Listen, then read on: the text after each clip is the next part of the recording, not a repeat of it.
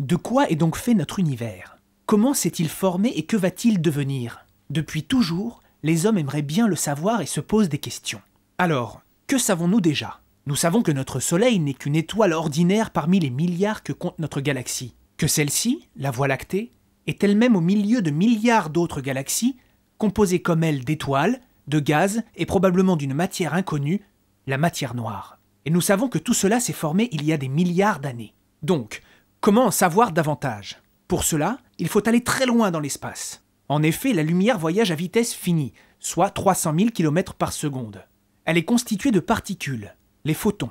Ces photons restituent des images en fonction de la durée de leur voyage. Donc, plus on avance dans l'espace, plus on remonte dans le temps. Imaginons, vous vous trouvez quelque part dans l'univers très très loin de la Terre. Vous pourriez alors rattraper l'image qu'elle a émise il y a des milliers, des millions ou des milliards d'années. Vous êtes par exemple à la lisière de notre galaxie. Cela représente à peu près la distance parcourue par la lumière pendant 4000 ans. Vous pourriez donc voir l'image de la Terre à l'époque de la construction des pyramides. Déplacez-vous ensuite sur une galaxie presque voisine, soit un voyage de 80 millions d'années pour la lumière. C'est la Terre au temps des dinosaures que vous verriez.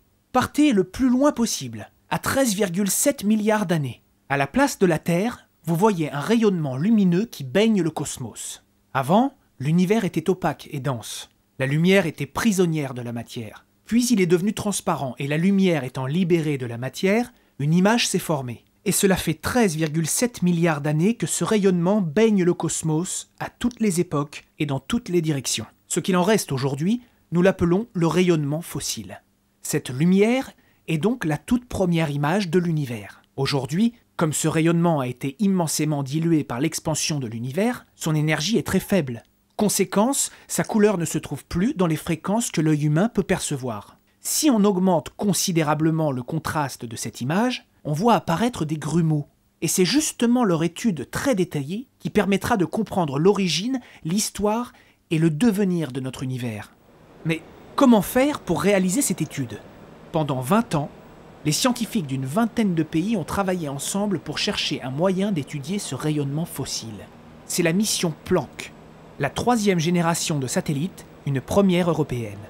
Pour mener à bien cette mission, il fallait définir une méthode de mesure, concevoir des instruments, les construire et les exploiter, faire appel à des techniques innovantes et à de nombreux corps de métier, et enfin analyser et interpréter les données recueillies. C'est ainsi qu'est né le satellite Planck. Pour percer les mystères du rayonnement fossile, le satellite Planck est équipé de détecteurs d'une sensibilité extrême. Ces détecteurs sont capables de déceler des changements de température de l'ordre du millionième de degré. Par analogie, ce serait comme détecter une variation de hauteur de l'épaisseur de quelques cheveux sur les 324 mètres de la Tour Eiffel. Mais pour atteindre cette précision, Planck a besoin d'un silence parfait, électronique, mécanique et surtout thermique.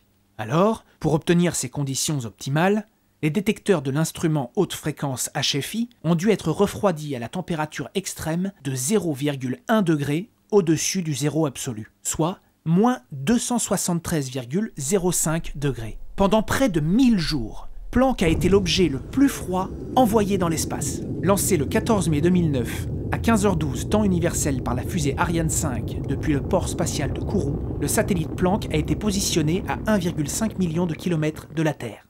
Alors, en quoi consistait le travail de Planck? Son travail consistait à cartographier le ciel, dans les bonnes couleurs, par une observation en fine bande en tournant sur lui-même. Comme il suivait le mouvement de la Terre autour du Soleil, il lui fallait 6 mois pour balayer la quasi-totalité du ciel. Chaque jour, il a transmis au laboratoire terrestre plus d'1 milliard de mesures. Le ciel vu par Planck est comme un paysage. Il faut enlever ce qui est juste devant nous, notre galaxie, et ce qui est plus loin, les autres galaxies. Alors, il reste la première lumière de l'univers. De cette image, les chercheurs extraient des paramètres pour reconstituer toute l'histoire de notre univers, comme dans cette simulation. Ils essaient ainsi de répondre à des questions telles que « De quelle sorte de matière et d'énergie l'univers est-il fait ? Quand et comment se sont formées les premières étoiles et galaxies ? Quels sont l'âge et la forme de l'univers ? Quel sera son futur ? Expansion infinie, implosion ou autre chose ? Ainsi, nous connaîtrons peut-être un jour la véritable histoire de notre univers.